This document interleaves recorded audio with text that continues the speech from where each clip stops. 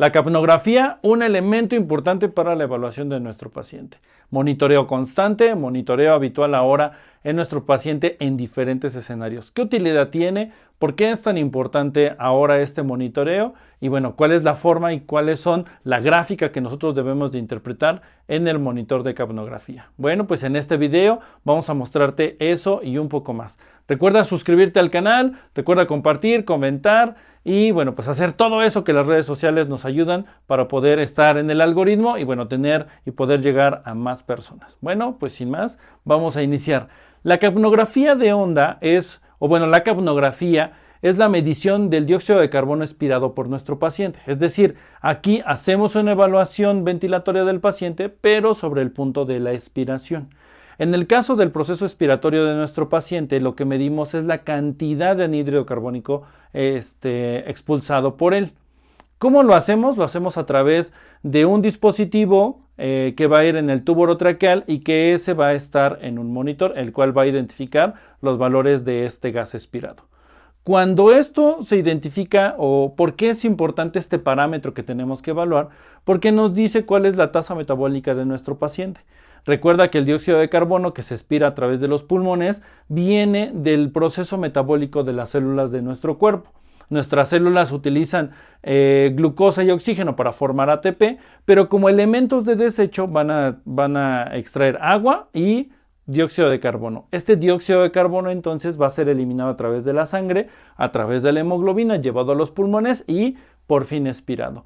Entonces, la presencia de dióxido de carbono en parámetros normales identifica que la función de perfusión también está en parámetros o está en funciones normales. Esto es útil en diferentes escenarios. Por ejemplo, en la reanimación cardiopulmonar. Hacemos capnografía de onda en nuestro paciente y si vemos capnografías ascendentes superiores a 20 milímetros de mercurio, el paciente puede ya tener retorno a la circulación espontánea. De ahí, el dióxido de carbono también tiene que ser monitorizado cuando se utiliza en un medio terapéutico. Por ejemplo, en los pacientes que entran a cirugía laparoscópica necesitan meter dióxido de carbono a la zona abdominal para tener una mejor forma de visualización, pero este se puede absorber a través de la mucosa. Por eso es importante en estas cirugías estarlo monitorizando. Pero ¿qué vemos en el monitor? Aquí tenemos la gráfica de lo que va a pasar en el monitor de capnografía. En el caso de la capnografía de nuestro paciente, vean que las ondas parecieran unas aletitas de tiburón. Estas aletas de tiburón, vean que la forma es ascendente, es decir, no genera una meseta, sino que pareciera seguir creciendo y creciendo hacia la parte superior. ¿Qué es lo que vemos? Tenemos 4 fases, fase 1, 2, 3 y 4 como están visualizadas aquí. Vamos a ver en la fase 1. La fase 1 es el proceso final del proceso inspiratorio. Es decir, en esta fase 1 el paciente está inspirando y está llegando al tope de la inspiración, es decir, la parte final del proceso inspiratorio. Y nos lleva a la fase 2, que lo tenemos entre A y B.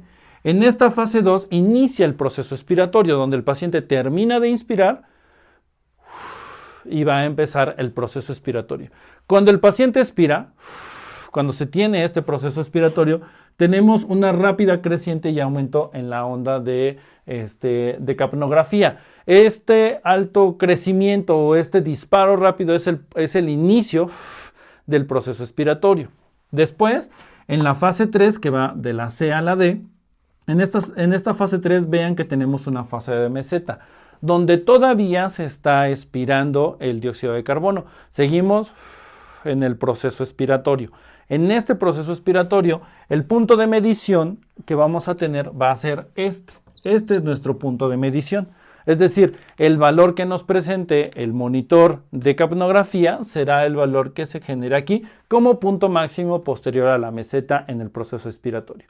Entonces, el paciente deja de expirar, termina y vean que rápidamente tenemos un descenso. Hay una caída abrupta rápidamente que nos lleva nuevamente a la fase 4 y después el inicio sea la fase 1, en donde se pierden las presiones por el inicio rápido del proceso inspiratorio. Es decir, el paciente inspira, retira todo el anhídrido carbónico de la zona de conducción de la vía aérea y entonces genera este valor, se va a 0 por esta rápida entrada de aire a la vía aérea del paciente. Aire o oxígeno, dependiendo del tratamiento que tenga nuestro paciente en ese momento.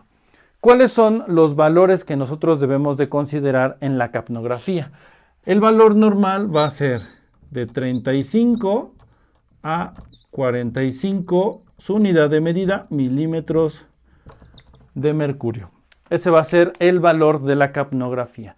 Entonces, tenemos nosotros que estarlo monitorizando. Por supuesto, es importante, cirugías laparoscópicas, lo mencionábamos hace un ratito, y teníamos también en el paciente con parada cardíaca.